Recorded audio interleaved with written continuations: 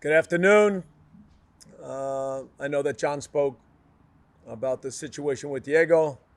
Um, from my perspective, uh, as John mentioned, a young player that came here with the goal of improving, contributing, and then potentially moving to a club in Europe.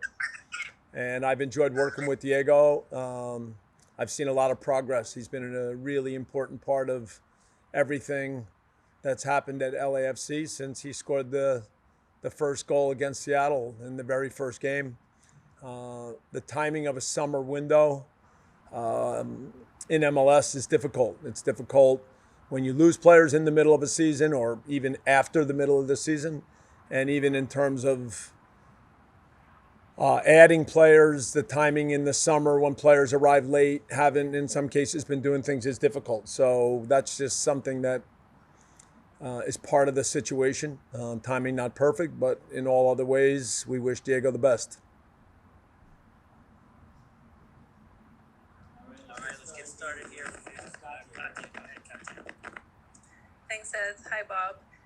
I know you mentioned timing is always difficult, but how not having Diego plus Carlos' injury, a positive, I guess, is what we saw from Brian during El Tráfico, but how will that look moving forward, especially in the situation the team is at right now? It's a challenge. Let's be clear. For whatever reason, in some cases, injuries or players that now are thinking about the next move, I think we would say that we've not been at our best in the attack all year. It's something that I've talked about over and over. We still create many chances. It was nice to see us scored 3 goals the other day, and it was really important to see Brian contribute the way that he did. And so in the short run, Brian is away on international duty. So for Friday's game, we call on others. I think that Chicho, in the early days here, is showing that he's capable of being an important player for us. And then there are others that will get opportunities.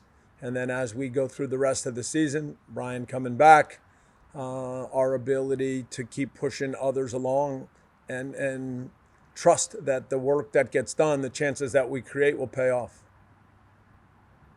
And just one more with the open spot in DP.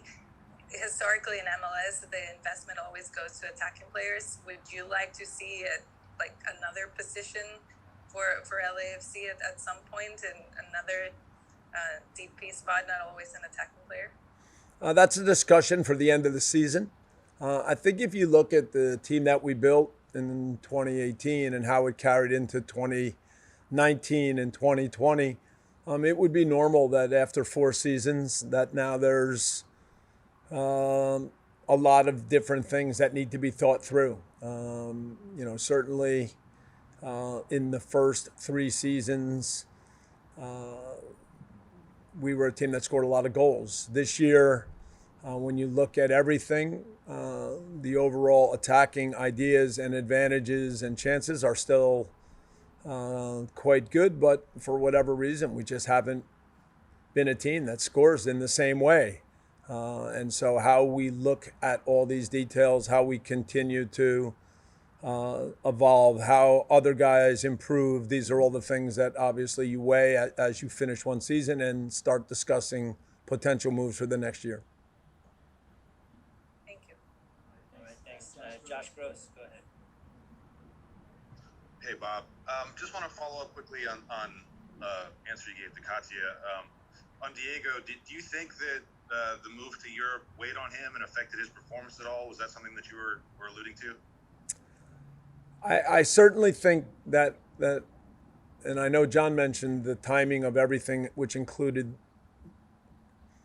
COVID. So there's the part that maybe in an ideal world, some players would have moved on earlier, and the longer it goes, and the more they feel like the opportunity for them is getting away, then in some cases their pure ability to be as sharp and concentrated on things here, it's not as high. And we've seen that in different cases. And, part of my job is to find really good ways to challenge guys, help them understand that, look, in football, there's no telling how many more games we all have together. But you know what? We've done some really great things, and let's take advantage of each day in training and each next game and continue to push it along. But I do think that at some level with certain guys, there's been moments this year where they have had other things on their mind and haven't been as completely engaged. And so I've had a lot of discussions with a lot of guys this year about those things, and getting everybody to be alive in the most important time of the year is still really important. Thank you. So for the group that is there now, they know this is the group of players through the rest of the 13 games. The roster's there. Diego's not going to be around. First of all, how has the response been in terms of people stepping up now and getting opportunities they may not have had before? And what are your expectations of the players you have on the roster? Who do you see stepping up and filling in? Well, certainly we're, as I mentioned earlier, excited to see Brian step up. I thought he had a good game in Vancouver and then turned that into a 2-goal game versus the Galaxy. I think that Chicho has caught on quickly to the things that we try to do, and so that part's good. I think that in different ways, Sifu this year, especially in moments going forward, has been a really good attacker. And then, you wait to see now in this next period, can Danny Musovski be a little bit more consistent? Where is Cal Jennings? How about Bryce Duke? Raheem Edwards has had moments, flashes of good things. So consistency with some of these guys with opportunities will be probably the key.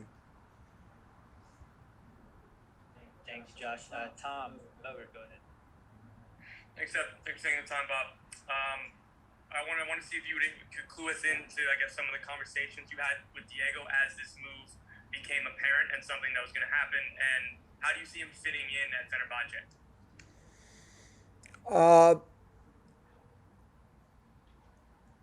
Throughout the process, most of the conversations that I had with Diego were along the lines of what I mentioned a few minutes ago. That from the day he arrived, I supported him with the idea that someday he would go, and that the job was to push him and challenge him and help him get better. And that I always feel like the two of us had a really good working relationship, and I continued to be really proud of him. And then I would follow that up by saying that the one thing in football that you don't control is timing. And so while you're here, we need you to continue to push yourself. You've been too important to let it slide a little bit at the end. When the move was finally made, yes, then we had a personal discussion that I'm not going to share, just about our time together and a few thoughts about things that I think he needs to continue to work on when he gets there. Fenerbahce is a big club, and it's a big opportunity. So we're excited to see how he continues to grow. Thank you, Tom. John Rojas, go ahead. Thanks, Seth, and well, thanks for the time. I'm curious, the close relationship that Diego and Brian are having since they're growing up together, and Diego's mom helping Brian and all that. Do you have the chance to talk to Brian before he left about Diego's move? Because it looks like in some ways the stepping up process that you're seeing in Brian, it may be seen from outside that is affected in a good way with Diego's approach, and Brian is now in Uruguay, and he looks like he's going to be a starter too this week for Uruguay. So I'm curious to see if that is like the legacy that Diego left to is a more motivated and ready Brian. We hope so, John, but those are things that you need time to assess. From the beginning when Brian got here, I think Diego tried to be a good example. They're close, but you're a little bit off. They're not great. They're not like great friends. But certainly Brian always respected the way Diego went about things. They're different people, different personalities. And the thing that I've mentioned of late is that I believe Brian has probably been more open in this last period to seeing little things that he needs to do better, working a little bit more in training, working closely with Ante between video and some things on the field. And I think that you can see that he's motivated now, and perhaps the experience at Almeria, which didn't go the way he hoped. Maybe there's things like that. Brian's still young, and these are things that when a young player experiences moments that don't go perfect, then sometimes that becomes a spark to help them get better. All right, thank you. Last question here for Bob Rodrigo. Serrano, go ahead. Hey Bob, how are you? Thank you for your time. Why has it been so difficult to find players on the offense, especially from the 2019 season that we saw great at LAFC, especially with Dio leaving? Feels like it's been hard to find that a complement for Carlos and at the time Diego.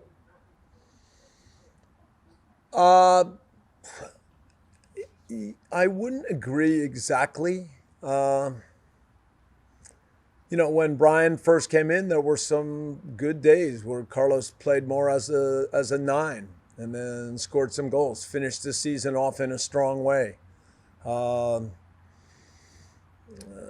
Of course, when we lose to Seattle, it's a day where in certain moments, attacking-wise, we could have been better.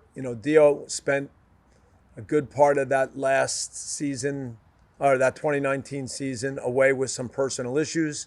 He did come on in the Seattle game, and actually we had a really good action going forward where Diego played a ball, and it was just a little bit behind Dio to get us back with a goal at that point. Last year, there was certainly a period at MLS's back where I thought the combination of Brian and Bradley Wright Phillips and Diego was quite good. But Brad also had some different things last year on a personal level. So as we got to the end of the season, Brad was not at his best. And now as we started this season, Carlos went out after 20 minutes. And so I think we've had a lot of twists and turns. With it all, we still create a lot of chances. And so, the ability to get, if you look at everything this year, in the games that he has played, Carlos has still had a lot of chances. Diego still has had a lot of chances. Chicho, since he's arrived, has had a lot of chances. So that still tells me that the overall way that we go about things makes sense. And now it's just about finding a little bit more consistency and getting our best guys up to top level in more and more games. All right, thank you. Okay, here's the very last question. Sorry, one last one. Ali Trost, go ahead, Al. Hey, Coach, just looking ahead to this Friday, you guys have seen Sporting Kansas City a couple of times. What did you learn from those past meetings going into this game on Friday? They're a very good team. We had 2 completely different games in Kansas City. I thought we played well, had good control on the game. Tristan got red carded, and then we didn't manage the end of the game in a good way. The game here, they took advantage of a couple plays. We made some mistakes and found ourselves down. We tried from really the start of the second half to push for chances. They still got the next goal. We scored, created many chances. It's a game where we put ourselves so far behind on a couple of plays that the only chance to get back was when we started the second half, that we got the first goal. And when it got to 4, we added a goal for the flag, but that wasn't enough. So they're a very good team. They're good going forward in transition. In both games, I think they've been tactical matches. I think they've been matches where teams create chances, test the other team, and I think we'll see another game like that on Friday. And then just last thing on that, you know, when looking at that last game, their wingbacks were involved in 3 of those 4 goals. Just in shutting those players down and not letting the wings be so dangerous, just kind of what's been the focus there, if at all. Yes, but you have to look at each one of those goals. You know, the very first one, we played a pass. Tristan played a pass forward to Moon coming inside, and they got tight. And when the ball came loose, our reactions were poor. Edward ended up running past the play, and then as the ball went out on the left, Sifu and Moon, as they were recovering into the box, didn't deal well enough with the ball that got cut back. So it's not just about wingbacks coming in the regular run of the game. It's about situations that get created in different ways. And like I said, it was, again, the first goal in that game was just a long ball that got headed, and then they put it up the field. And they were able to turn that into a situation where Thomas came out and we didn't deal with it well. I think the goal I just mentioned was the second goal.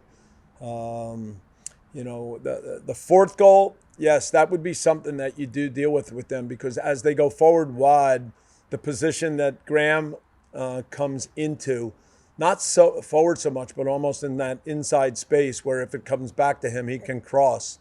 Kinda got into the space between Fall and Moon, and I think Fall, who came on that day and did really well and has played well since, I think he just didn't do a good enough job of recognizing that Kinda was dropping behind off his shoulder and dealing with the header. So, you know, those are all completely different moments.